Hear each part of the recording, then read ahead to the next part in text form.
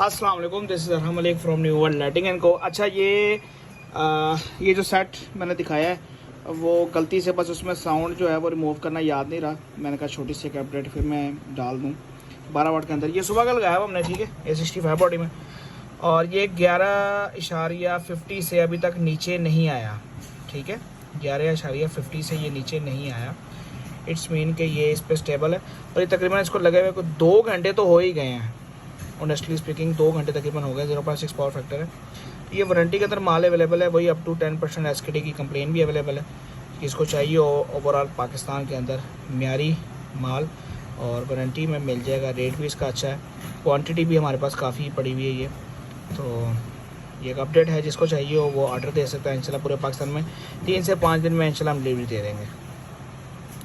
इसकी एल्यूमस भी आप देख लें, इंटेंसिटी इसकी पूरी एल्यूमस पूरे हैं। 12 वाट जितनी इसकी रोशनी, बेहतरीन किस्म का ये माल है।